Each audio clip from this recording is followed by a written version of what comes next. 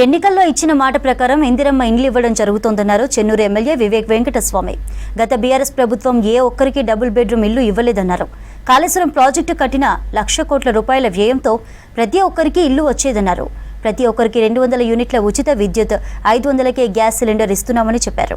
ప్రతి ఒక్కరికి రేషన్ షాపులలో సన్న బియ్యం ఇవ్వడం జరుగుతోందన్నారు వివేక్.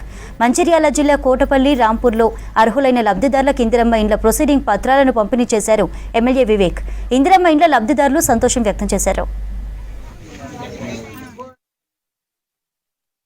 మీకందరికీ కూడా తెలంగాణ వచ్చిన తర్వాత మనమందరము కేసీఆర్ మాట విన్నాం. ఏమన్నాడు ఆయన? అల్లునికి ఒక రూము, కూరగాయలు చేసుకునే కొంచెం జాగా, ఇవన్నీ కూడా చెప్తే మనం అందరం ఓటు వేస్తామా లేదా? కానీ మనకు డబుల్ బెడ్రూమ్ ఇల్లు ఇవ్వలే. ఆయననైతే వందలాది ఎకరాలలో ఫామ్ హౌస్ కట్టుకున్నాడు. ఆయనకు ఒక ఫామ్ హౌస్, కొడుకుకు ఒక ఫామ్ హౌస్, బిడ్డకు ఒక ఫామ్ హౌస్.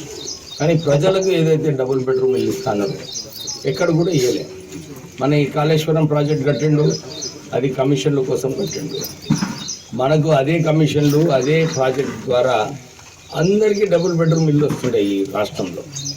కానీ కాంగ్రెస్ ప్రభుత్వము మీకు 12 సంవత్సరాల క్రితము చాలామందికి ఇందిరమ్మ ఇల్లులు వచ్చినా లేదా మీ గ్రామంలో? ఆ ఇందిరమ్మ ఇల్లులు చాలా సంతోషపడ్డారు ఆ రోజులలో. అసలు పెంకిళ్ళు లేవు, ఏం ఇల్లులే లేకుండే అప్పుడు. అయితే అప్పుడు రాష్ట్ర ప్రభుత్వము, కాంగ్రెస్ ప్రభుత్వం ఉండే మనకందరికీ ఇందిరమ్మ ఇల్లులు ఇవ్వాలని చెప్పి ఆ రోజులలో ఇచ్చారు. ఈ స్కీము కేవలం బీద ప్రజలకు, ఎవరికైతే టార్పోలిన్ ఉన్నదో, పైకప్పు లేదో, వీళ్ళకు ఈ స్కీమ్ వర్తిస్తుంది. సో ప్రభుత్వం ఒక నిర్ణయం తీసుకున్నది. అన్ని చోట్ల ఒక్కొక్క ఇల్లు కడితే నడవదు కదా. అందు గురించి వాళ్ళందరూ కూడా ఏమన్నారు, ప్రభుత్వం ఏముంటుందంటే 600 స్క్వేర్ ఫీట్లనే మనం ఇల్లు కట్టుకోవాలి. ఆ 600 స్క్వేర్ ఫీట్ల ఇల్లు కట్టుకున్నప్పుడే మనకు వచ్చి ఫోటోలు తీస్తారు. ఇవాళ రేపు కంప్యూటర్ ఉంది కదమ్మా, కంప్యూటర్ ఏం చేస్తుంది?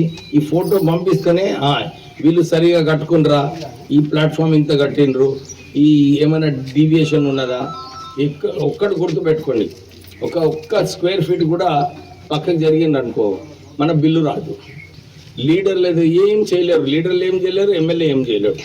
దీన్ని కేవలము మనము గైడ్లైన్స్ ఇచ్చే ప్రకారంగా మనం కట్టుకొని మనము బిల్లు తీసుకోవాలి. సో మనకి ఇది మంచి స్కీము.